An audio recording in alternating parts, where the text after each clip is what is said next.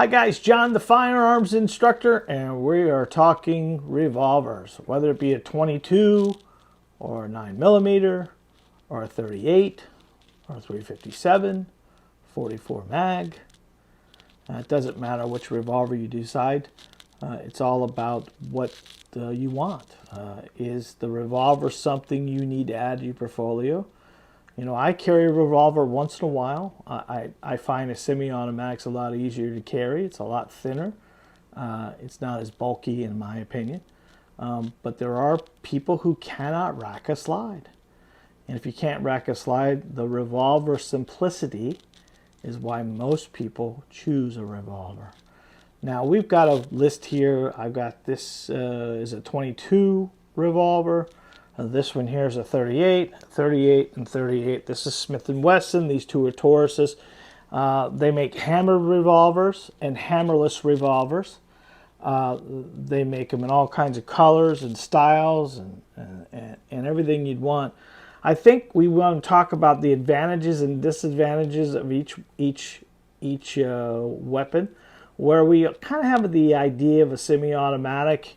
You put the rounds in the magazine, you stick the magazine in, and you rack the slide. Well, there's no racking the slide of revolver. It's more of a opening the cylinder, put the rounds in, and closing it and pulling the trigger. That's the simplicity of the revolver. I guess the disadvantage of a revolver is the capacity, because you're not going to get much past 6 rounds. There are some 38s and 9mm and 357s that may have 7 rounds, but beyond that, once you get past 6, it's kind of tough. The standard 38 is 5 rounds. Now you get into 22 magnums or 22s, you can get up to 8, 9 rounds in some of those, which is another option for people. Where's the disadvantages of a revolver is they pretty bulky. 2, the recoil management arm is a little much. Trigger engagement could be a little heavy, but they are pretty simplistic. All you do is load them and pull the trigger. Well, you see hammer and hammerless. The hammered models are double action or single actions. You can actually cock it and fire it, or you can pull the trigger through, where the hammerless ones are just double action only. Pretty simple and easy.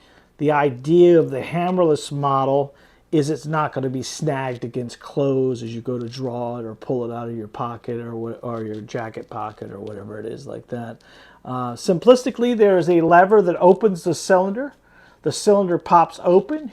You put the rounds in, you close the cylinder, and you pull the trigger.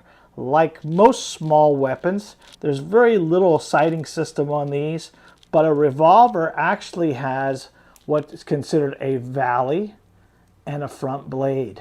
And what you do is you bury the blade in the front in the valley, and it keeps the gun level at that point in time.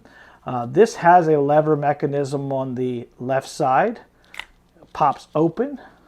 You put your rounds in. This is a Taurus model, and it holds 6 rounds. You close it up, you pull the trigger, and then from there, once you're done, you open it back up, push the star lever, which empties all the rounds out on the ground.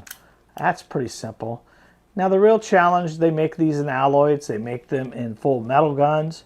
The full metal guns are a little heavier. Heaviness helps with recoil management, but they are a little more challenging to carry.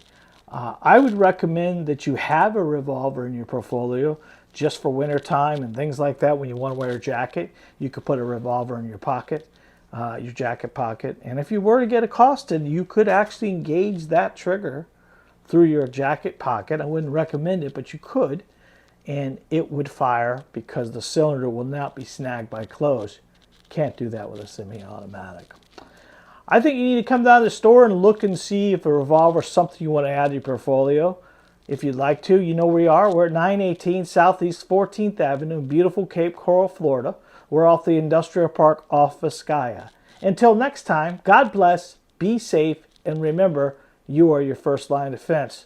Don't forget to subscribe. And do you have a revolver?